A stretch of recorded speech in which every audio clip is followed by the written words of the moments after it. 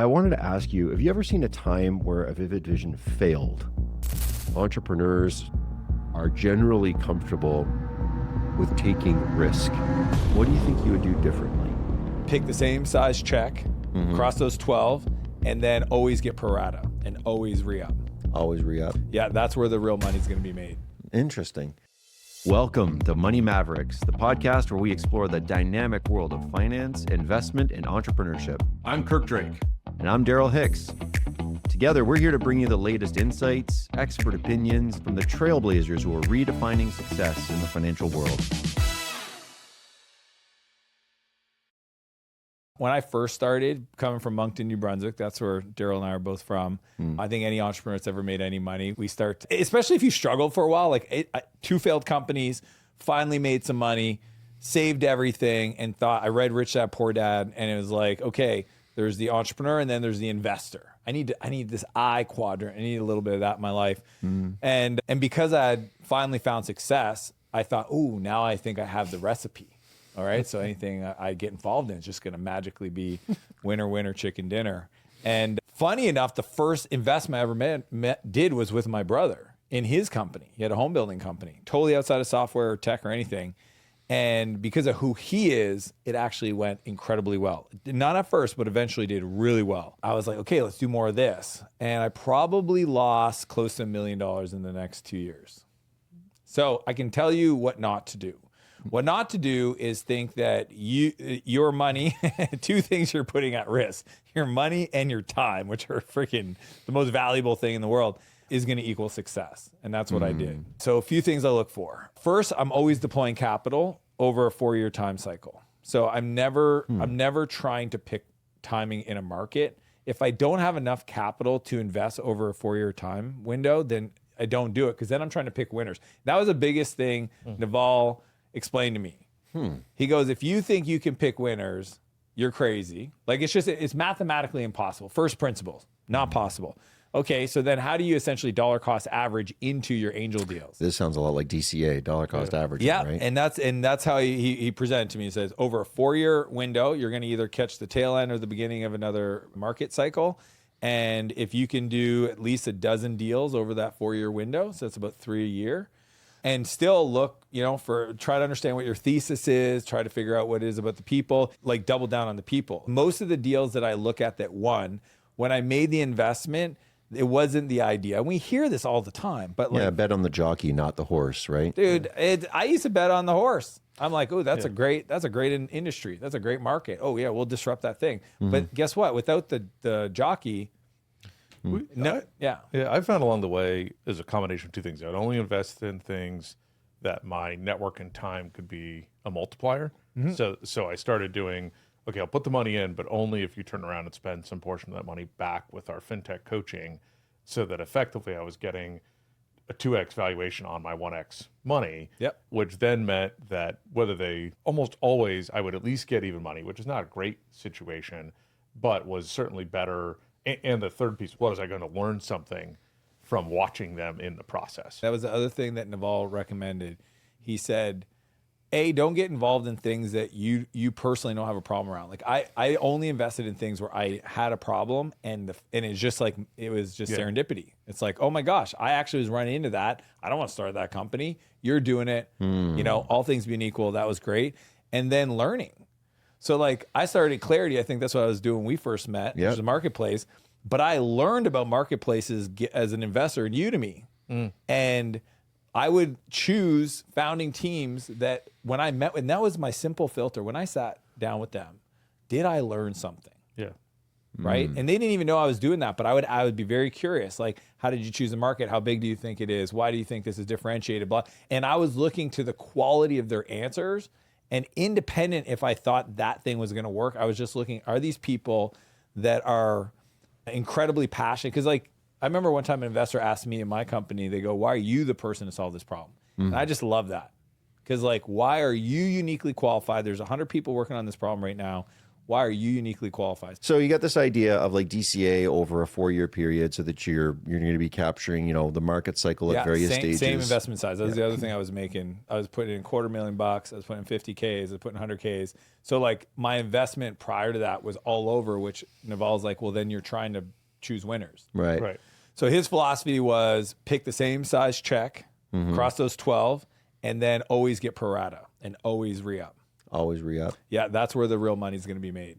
Interesting. Yeah. So always re-up. So 12 checks over 4 years, not trying to pick winners, making sure that what you're investing into is something that you at least understand, a problem that you had before. I have a problem before. And then when you sit down with the founders, again, you're betting on the jockey, not the horse. But your lens was, is their founder product fit? Did I learn something new from these people that I didn't before? Even though I understand this problem, I understand this pain, I know a little bit about it, these guys clearly are domain experts. Think about it this way. Even if I lose my money, am I better now for having these people in my life? No, that's super cool. That's like I paid for an education, like a couple $1,000,000, but even if I never got any of that money back, that was a fast track way to be, because like when you can talk to a founder whenever you need them to connect you, especially in an industry you don't know that well, the ROI of that, it's huge. And kind of like on the other side, going much, much, much later, I know that you do a little bit on the PE side, like buying out firms completely.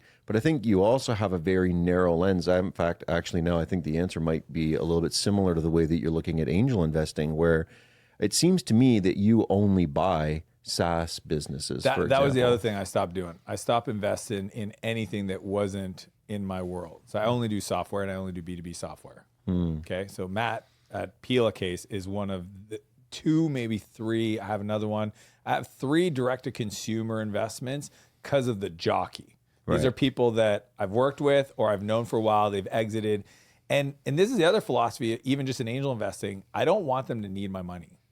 So I haven't put money into a company where they needed me to be involved or they weren't going to be able to get it done and be successful. So that's the other filter that I used to have when I was on the East Coast. They're like, man, we need you specifically with your background experience. And I'm like, nope, not doing that. I literally want to fight my way into deals now. I want the rounds to be well oversubscribed. It's a foregone conclusion, and then I'm coming in with my capital. I wanted to ask you, have you ever seen a time where a Vivid Vision failed? And what were maybe early warning signals that told you needed a rewrite, or like how did you salvage team morale? Do you have any examples of that? It's often not the vivid vision that fails, it's the execution on the vivid vision that fails, right? The vision to go somewhere is usually pretty clear. It's the ability to align people and to inspire people and to attract the right people and to have to then go out and put the puzzle pieces in place. But the act of having a vision usually doesn't fail at all. Where people can kind of take the vivid vision concept off track. First off, let's explain to everybody, a vivid vision is a 4 or 5 page description of what your company looks like, acts like, and feels like 3 years in the future. Where entrepreneurs often take it off course is they turn it into the plan. Now, if I'm an entrepreneur and I want to build my dream home, I can have a vision for what my home looks like. But if the homeowner starts creating the blueprints to build the home, it's going to fail, right? If the homeowner designs the blueprints for a dream home that is 50,000 square feet and it's going to cost $20 million to build and they have a budget for $1 million, it's going to fail. If the homeowner has a vision for this beautiful dream home that's maybe only 5,000 square feet and it's only going to cost $1 million, but they try to build it themselves, it's going to fail. So it's not the vision that fails, it's often the execution or that they turn it into something that it's not meant to be. I saw one company they called it their vivid vision, and it was a 10-year vision for the company. Well, that's not what a vivid vision is. So they're putting a brand on something else and then saying that might be failing. So that would be my starting point. On Money Mavericks, we don't just talk about making money. We explore the innovative strategies and bold decisions that drive real change. Whether you're an experienced investor, a budding entrepreneur, or just someone looking to make smarter financial choices, we've got something for you. Every week, we're going to sit down with industry leaders, visionaries, and mavericks who share their journeys, challenges, and breakthroughs, from contrarian views on market trends to the secrets behind building a successful startup. You get an inside look at what it takes to thrive in today's economy. And we promise to keep it real, engaging, and most importantly, actionable. No jargon, no fluff. Just straightforward conversations that you can apply to your own financial journey. So get ready to challenge your thinking, expand your knowledge, and take control of your financial future.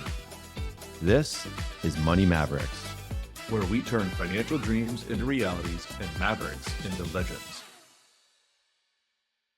Now, if you craft a good 4 or 5 page description and it doesn't have the plan of how you're going to make it come true, and you merely roll it out to your team and then keep your fingers crossed and hope that it happens, it's going to fail, right? In the book, Vivid Vision, I also talk about it in my book, The Miracle Morning for Entrepreneurs, and also in the book, Double Double, that you need to keep revisiting and rereading that vivid vision. You need to reread it every quarter. You need to have your customers read it. You need to have your suppliers read it. You need to have your business partners read it. You need to have employees reread it. You need to talk about it at meetings. It needs to be looked at constantly so that you can keep figuring out how to make certain sentences of it come true. When you plan your work and work your plan, right? When you have a plan, you reverse engineer that. All it is now is giving people the inspiration of the vivid vision, and then you're working that backwards, and then they're excited about the task that they're working on. I think plugging ourselves into mastermind communities is important, is we surround ourselves with these other entrepreneurs that are doing it in a different way or in a better way.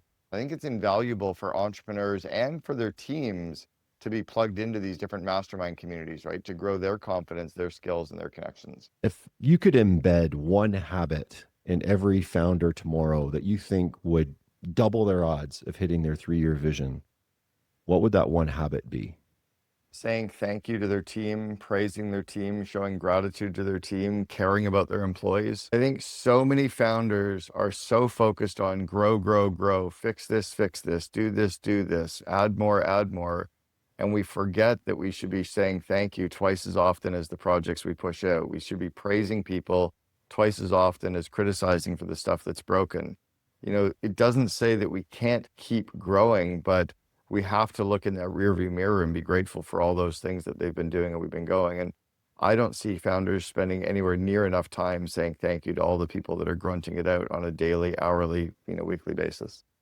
It's really easy to say thank you. It's really easy to say great job. We just don't put it into our calendar. It's very easy to say great job. It's very easy to say well done living that core value, but we don't put a system in place for it. So we get distracted by the stuff that is our natural innate ability, which is spotting the things that are going wrong. And we feel like there's all this stuff to do, but we don't stop and go, fucking good job, man. For people that are thinking about starting a business, it's like sometimes you start off in a career that's going off in a very different direction, but it's like you can turn the steering wheel on a car all you want. If it's not moving, turning that wheel is not going to do anything. So just, you're out there, you started, you're in a field that you're passionate about, you've got some skills around, and then also you see the problem. So just something I see really, really often. A couple of things that I wanted to pull out though. It seems that entrepreneurs are generally comfortable with taking risk. It's a spectrum, some more than others, and it's always calculated risk. If you were starting over today, if you got to go in a, time travel was a real thing, and you could go back and talk with yourself when you were just starting your journey, knowing everything that you know now, what do you think you would do differently? There's three really strong lessons. Like the first one is just relax. It's going to work out. Like you're a problem solver. You're going to have problems, and somewhere or another, things tend to work out.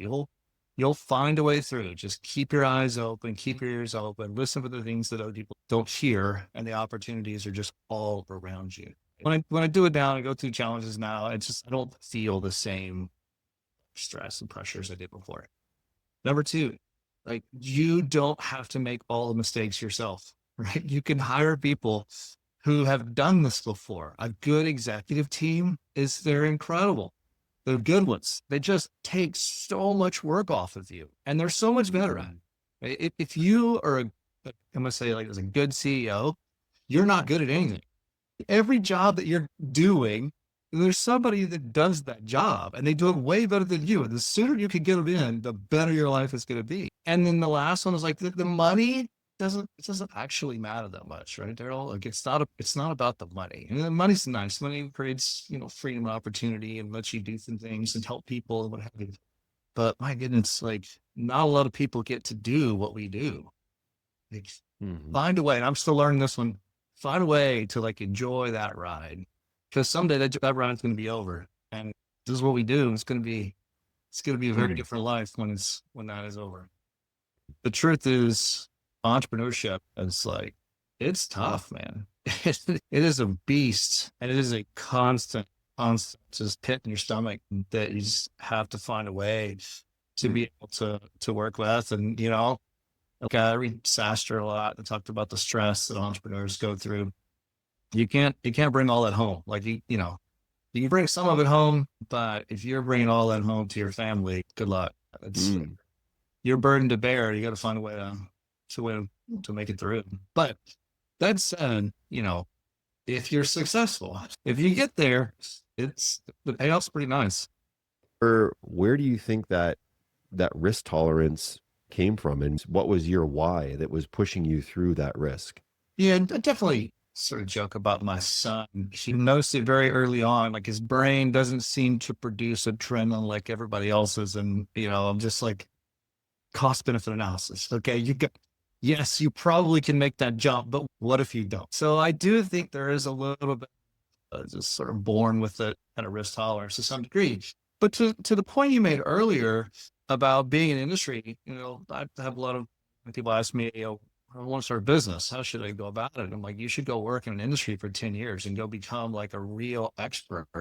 And then the problems will become very obvious, right? And you will know where you can solve something. And so when I think about the job, it didn't feel risky at the time. Now, when I look back at it in hindsight, I'm like, why on earth did I do that? Like, it's crazy to think that we would start a business like that. I mean, we had enough money this was like September. I think we had enough cash to get to December. And after that, we just got to, eat what we killed. And so it was just insane that we made it through. But at the time, it's like, this was a real problem that a lot of people had, and it made a real difference in people's lives. It wasn't about building a business to sell. I wasn't even thinking about trying, like, what would happen if we were successful. It's like, let's go solve a problem, a real problem that makes a real difference in people's lives. And then things tend to work out when you're able to do that. So when I would have moments of doubt and I'm up against risk, I would think back to like, does the market need this solution? And I think when you've got that experience, or when you've felt that pain yourself, the pain that you're solving with your product, with your solution, with your service, it's one of the big contributing factors that helps you to push through and say, no, I'm on to something real here. I know that this solves a real problem. I know there's going to be a market here. I know people are going to be willing to pay something for this solution because it's the problem or the pain is so big, right? And it's that old analogy. We want to make more money, go solve bigger problems, and solve the problems at scale. Thanks for tuning into this episode of Money Mavericks. We hope you found it insightful and inspiring. Don't forget to subscribe, like, and leave a review on your favorite podcast platform. And be sure to share this episode with someone who needs to hear it. Stay connected with us on social media and visit our website for exclusive resources, episode transcripts, and more. Until next time, keep pushing the boundaries, making smart moves, and turning your financial dreams into realities. You've been listening to Money Mavericks, where Mavericks become legends.